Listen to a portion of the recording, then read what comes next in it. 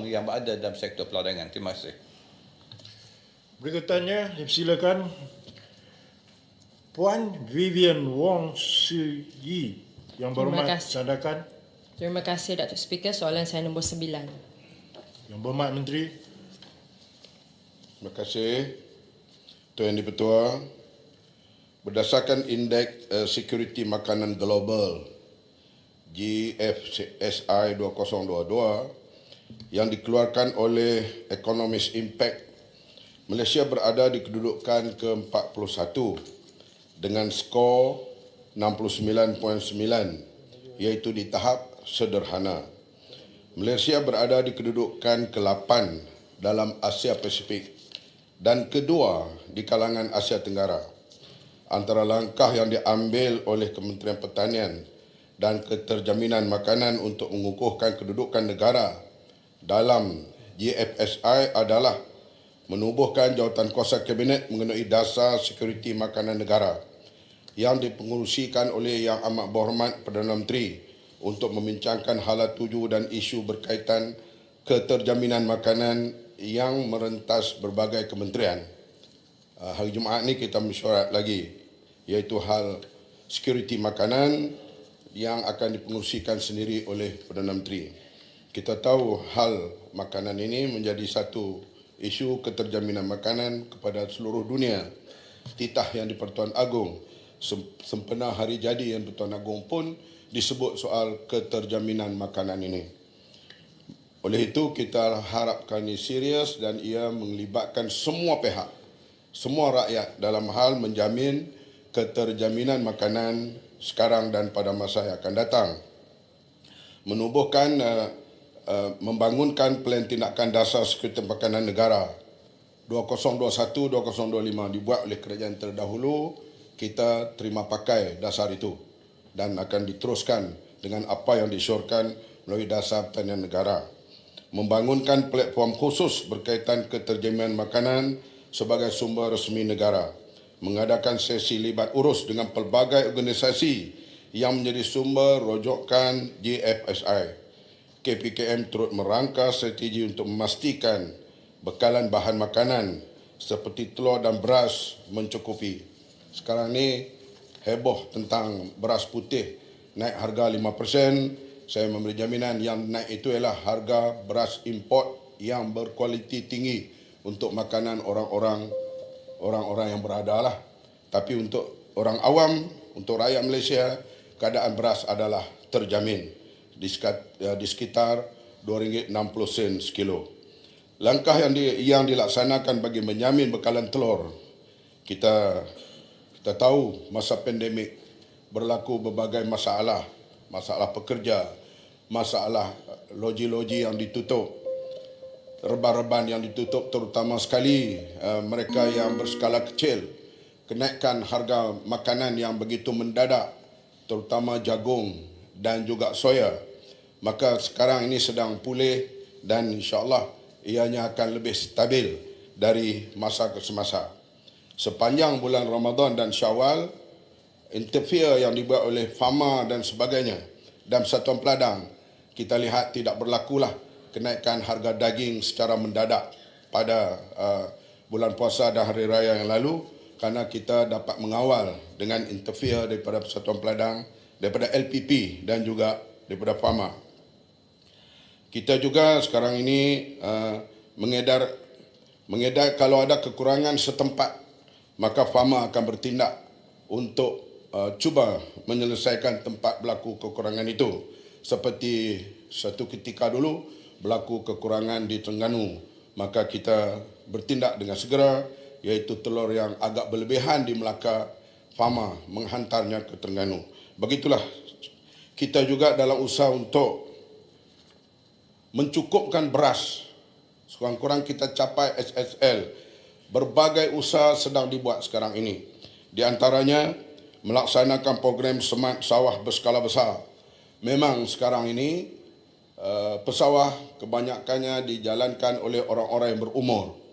Dengan konsep berskala besar, dengan teknologi baru, anak-anak muda mula terlibat secara aktif. Misalnya di Kedah, kita lihat pemandu-pemandu drone, semuanya anak-anak muda dan berkelulusan universiti. Mereka terlibat secara aktif sekarang ini dalam pertanian dan sedang kita galakkan lagi dengan berbagai insentif yang kita cuba berikan. Perluaskan Smart SBB menerusi model mini Skincan. Saya melihat keadaan di Skincan, mereka dapat yield sampai 10 tan untuk 1 hektar. Kadang-kadang sampai 12 tan. Rendah pun 7 tan. Sedangkan di Mada dan Kada masih berada di sekitar 5 tan. Oleh itu, saya dan pegawai-pegawai semua kita menggerakkan ala Skincan ini ke tempat-tempat lain. Salah satunya kita bawa ke Perlis baru-baru ini. 170 hektar lebih kurang. Tanam padi ala Skincan dan sekarang sudah berumur sebulan. Bila hasilnya nanti bulan 9, saya sendiri akan turun untuk melihat tuai padi itu, apakah ia capai melebihi 7 tan di kawasan itu. Kalau ianya capai lebih dari 7 tan, artinya ala Skincan ini akan kita kembangkan ke seluruh negara supaya ianya dapat mencukupi beras pada masa yang akan datang.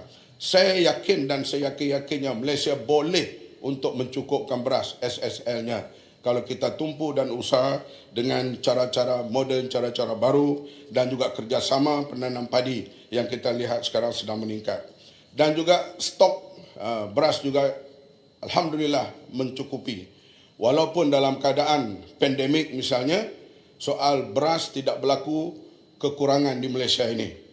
Walaupun kadang-kadang adalah kekurangan di sana di sini, tetapi Bernas dan kerajaan dan semuanya dapat padu tenaga menyebabkan dalam suasana sukar keadaan beras mencukupi. Dan sekarang juga begitulah juga insya-Allah peranan yang dimainkan mencukupkan bekalan beras di Malaysia ini.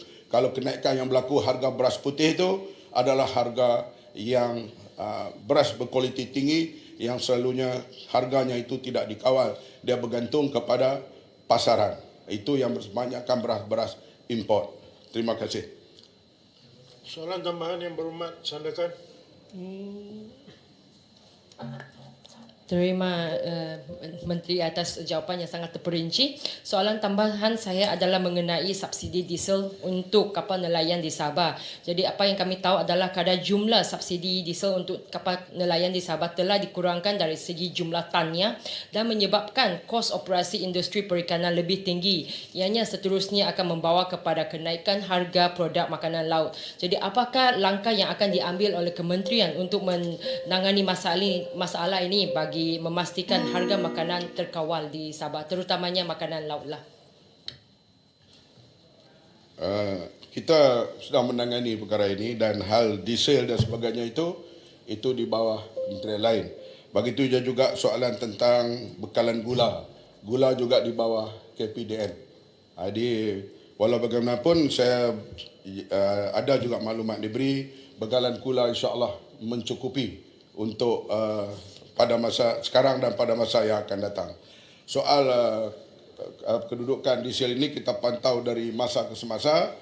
Juga nelayan akan memainkan peranan bersama dengan kerajaan, bersama dengan Jabatan Perikanan untuk kita memastikan ianya tambah pula di kawasan perairan Sabah kalau ada kebocoran di sudut bekalan minyak itu kepada nelayan-nelayan lain yang bukan di benar rakyat Malaysia. Kita akan berusaha habis-habisan untuk menangani hal-hal kalau ada penyeludupan itu. Terima kasih Yang Berhormat Menteri. Sebagai panduan, Pasir Putih. Yang Berhormat Menteri, jika tidak berkaitan kementeriannya dalam konvensyen, 2-3 buku saya baca, tidak perlu jawab pun. Jadi fokus. Ya. Okey. Silakan Yang Berhormat. Berhormat Pasir Putih. Terima kasih Datuk Yang Dipertua dan terima kasih kepada Datuk Seri Menteri. Soalan saya di sini berkenaan dengan pertamanya telur. Sebelum daripada ini, telur di Malaysia ini kita boleh ekspor ke luar negara dan sekarang ini kita terpaksa import daripada luar negara. Saya faham tentang kengkangan COVID dan seumpamanya.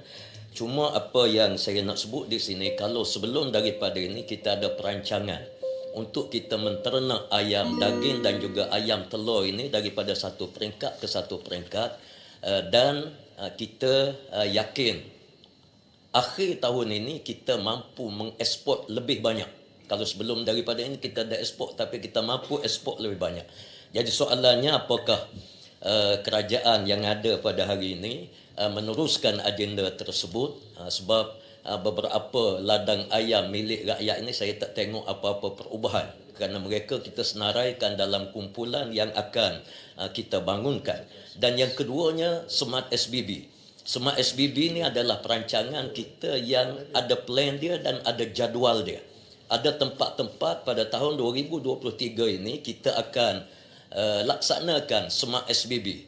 Di antaranya kawasan saya, Pasir Putih Kelantan, dan banyak lagi tempat-tempat lain. Dan saya perhatikan bahawa ini tidak ada satu tempat yang dibaharukan program ini, dimasukkan dalam kategori Smart SBB. Sekian, terima kasih.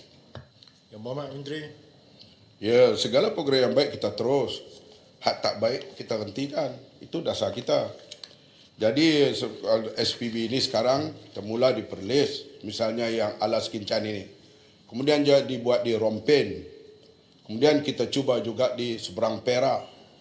Semua tempat-tempat ini, tempat yang sama sekali yang kita kena lihat. Sebarang bentuk kita nak buat berskala besar, mesti dengan persetujuan tuan-tuan tanah itu dulu. Tuan-tuan tanah ini dan nak melihat hasilnya dulu, Pasir Putih. Misalnya kalau dilihat kita buat Alas Kincan, hasil bulan 9 nanti menggalakkan. Mereka sekarang pun dah bertanya-tanya untuk datang join program-program seperti itu. Artinya kita tak boleh kata Smart SBB kita nak buka di Pasir Putih tanpa persetujuan petani-petani di situ. Tapi saya yakin semua dah setuju, ya Mama. Daerah itu di antara yang dah setuju pun. Kalau dah setuju kita akan buat di situ. Begitu juga di Bacok dan di beberapa tempat yang lain. Ini yang kita sedang merangka dan kita akan percepatkan. Sebab saya tiap-tiap kali saya duk bercakap soal supaya kita capai SSL ini. Boleh insya-Allah kalau kita semua berganding bahu. Begitu juga hal ternakan. Kalau saya pergi melawat, ni minggu ni nak pergi Bacok. Di antara nak tengok lembu sado di sana. Saya tak kira dia orang Pah ke, UMNO ke apa ke.